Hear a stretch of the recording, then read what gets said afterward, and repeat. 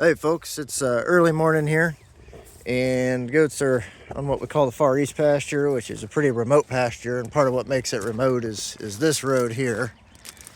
And if we were to drive back and check on them, we'd need to get basically to the top of that second hill back there. It's about a quarter mile, and we've gotten about an inch of rain, give or take, in the past 48 hours, and that may not look too bad. That's because nobody's tried to drive it. It is pretty darn muddy.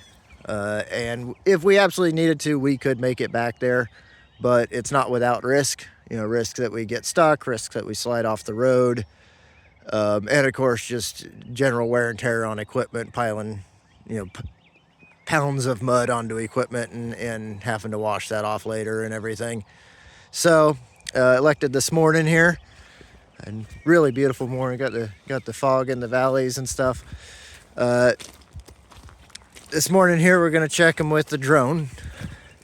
I'm a little bit of a drone enthusiast, is one thing I will say, and the other thing I'll point out is this is very much a nice to have piece of equipment, but it is something that's interesting, and I do find when it's useful, it's real useful. Like today, this is a thermal equipped drone, so we do have dual cameras, thermal and daytime image. Obviously, real useful at night.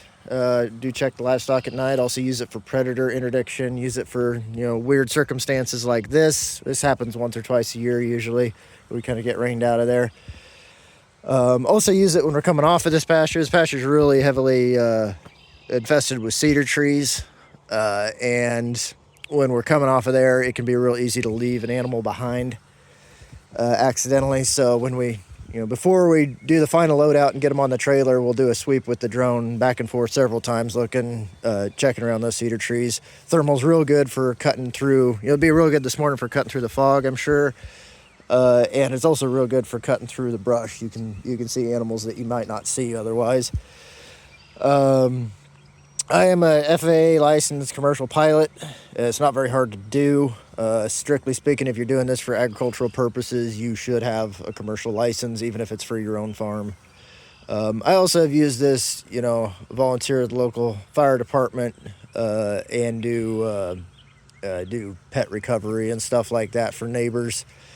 So it's handy in other ways, but big emphasis. This is kind of a hobby for me. So if you are, thinking about getting into goats or something, this is not the first piece of equipment to buy at all. Nowhere near that. But it is something that's pretty handy, and I thought maybe I'd show you a little bit of what it's like to go check these animals here. Use it to check these animals here. So, I don't really use a landing pad or anything like that. I just don't think it's necessary. And I'll film it taking off here and stuff, but I will have to switch to doing a little bit of editing to splice together some video here.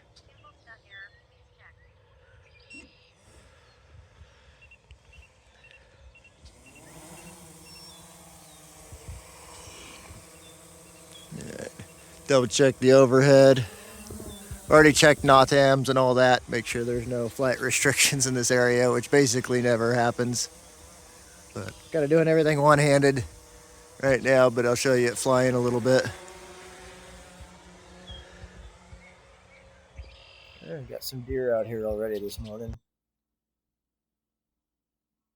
And coming up here, coming up far edge of the pasture, what I'm kind of looking for is just animals off by themselves, obviously animals out. We're going to, of course, check the water. We can see that from the air well enough. See a little hot spot there. I think that's just a rock or something like that. That's picked up some heat from something. Maybe a deer was laying there evening, but this is actually inside the pasture that they're in right now. So be keeping a lookout for things. I am recording this audio after the fact, so if it sounds different, that's why, by the way. As you can see, pretty densely foliated. Oh, there's something right there. Caught a glimpse of it. And I think at this point I was thinking it was a livestock guardian dog. She was out patrolling or checking on something. but wanted to double check because the glimpse I had caught of it wasn't too convincing me of that. Oh, and that is not a livestock guardian dog. That is a coyote. And looks like he or she, it's a pretty decent sized one, looks like, but he or she is on their way, moving on. You can see with the thermal, though, I probably never would have spotted that little flash of movement there. Without the thermal, excuse me. I probably never would have spotted that little splash of movement there. So it looks like they're all bedded down up here in this corner. Again, it is early morning. They haven't even started grazing for the day yet. I'm curious what that livestock guardian dog is doing, especially with that coyote so close. I don't want her going off and chasing that coyote. I want her to still stay with the stock, or a coyote will definitely learn how to lure off an LGD. And here's kind of an example of where actually the day camera is better, because you kind of just got this big thermal blob because they're all laying together, and that's actually a livestock guardian dog right there in front of them.